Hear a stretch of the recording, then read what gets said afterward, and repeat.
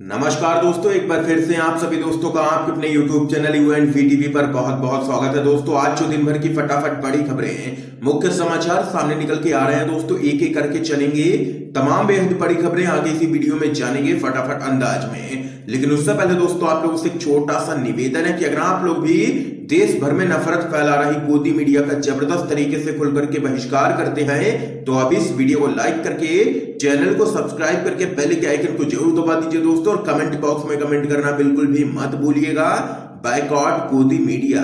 तो आइए दोस्तों, आज की सभी बड़ी खबरें एक एक करके जान लेते हैं।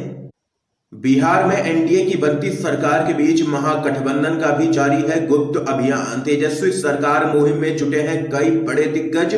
आप लोगों को दोस्तों बताते चलें, बिहार में एनडीए के द्वारा नीतीश सरकार गठन की जारी तैयारियों के बीच आरजेडी ने कहा है कि बिहार में अभी भी तेजस्वी यादव की सरकार बन सकती है।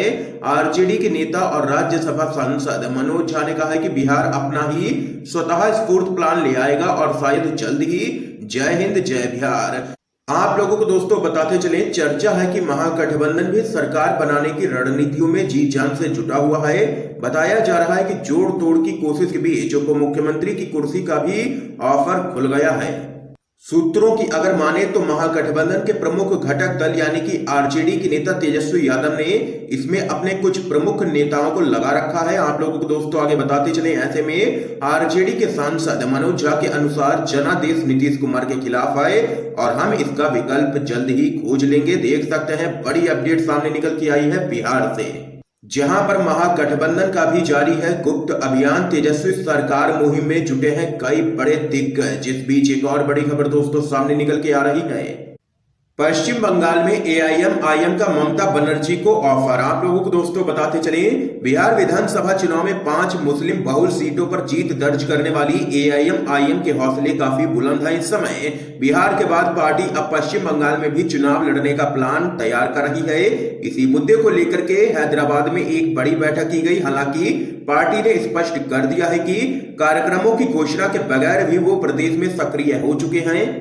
आप लोगों को दोस्तों बताते चले, एआईएमआईएम की बैठक के बाद केंद्रीय प्रवक्ता ने एक प्रेस कॉन्फ्रेंस को संबोधित करते हुए कहा है कि अगर तृणमूल कांग्रेस चाहे तो वो पश्चिम बंगाल में एक गठबंधन के अंतर्गत चुनाव लड़ सकते हैं। यानी कि पश्चिम बंगाल चुनाव से पहले एआईएमआईएम ने ममता बनर्जी के सामने गठबंधन के दरवाजे खोल दिए हैं। यह यहाँ पर बड़ी अपडेट सामने निकल के आई है। इस बीच एक और बड़ी खबर आप लोगों को दोस्तों बताते चले, विधानसभा के बाद अब पंचायत चुनाव की तैयारी। अगले साल 2.5 लाख से ज्यादा पदों के लिए होंगे बिहार में चुनाव। आप लोगों को दोस्तों बताते चले, कोरोना काल के बीच बिहार में विधानसभा चुनाव संपन्न कराए जाने के बाद अब राज्य में पंचायत चुनाव की तैयारियां शुरू हो गई हैं। अगले साल बिहार के 2.5 लाख से ज्यादा पंचायत प्रतिनिधियों के पदों के लिए चुनाव कराए जाएंगे और इसके लिए अब तैयारियां शुरू कर दी गई हैं।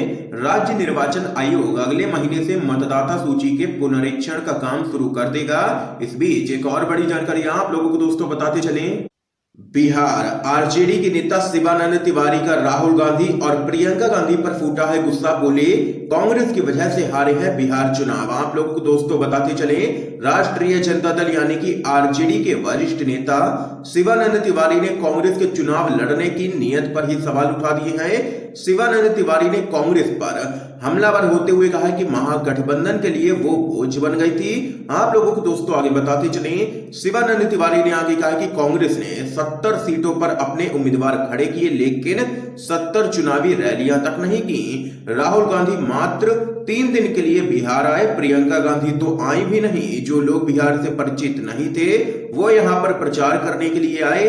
कांग्रेस ने ये काफी गलत किया है, ये यहाँ पर कहना है आरजेडी के वरिष्ठ नेता शिवानंद तिवारी का। इस बीच एक और बड़ी खबर आप लोगों को दोस्तों बताते चले, बिहार ने देश को मुद्दों पर चुनाव लड़ना सिखाया है, बंगाल और अन्य राज्यों के लिए दिया है उदाहरण। ये यहाँ पर कहना है भाकपा माले का। आप लोगों को दोस्तों बताते चले, बिहार चुनाव में जनता का जो एजेंडा सामने निकल के आया है वह बंगाल और अन्य चुनावों के लिए भी उदाहरण बनेगा। बिहार ने देश को मुद्दों पर चुनाव लड़ना सिखाया है। अब यहाँ उठे सवाल दूसरे राज्यों के चुनाव का एजेंडा बनेंगे।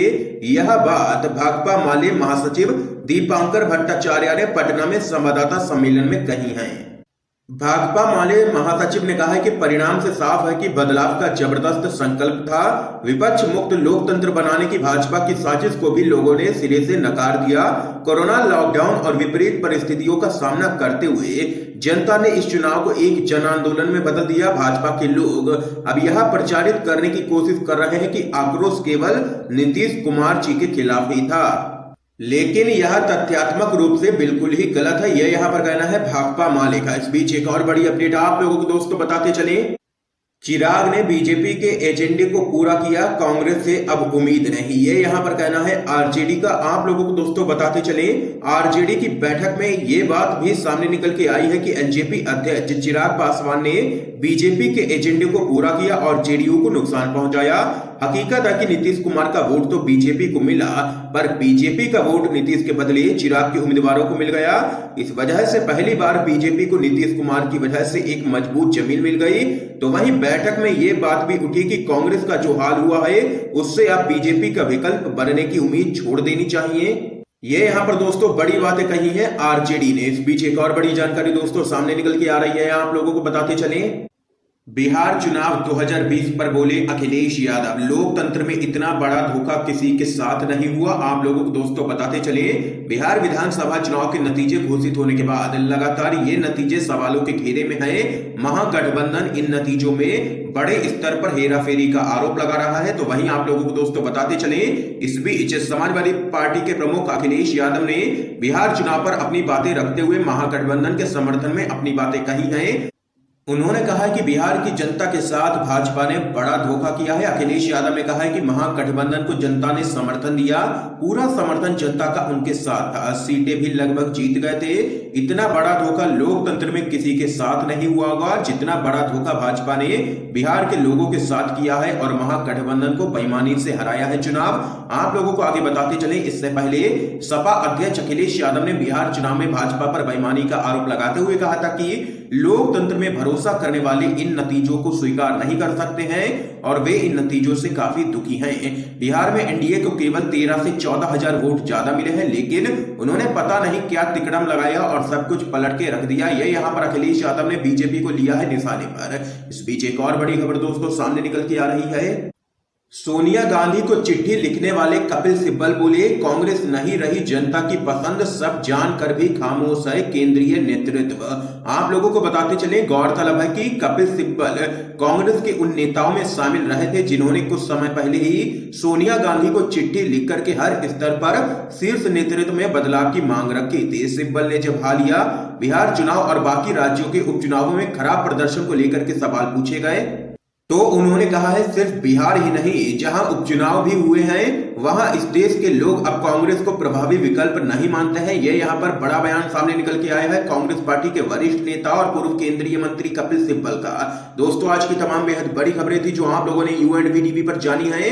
वीडियो पसंद आया हो तो इस वीडियो को लाइक करके ज्यादा से ज्यादा शेयर कीजिएगा ताकि आप सभी के दोस्त भी इन खबरों को जान सके।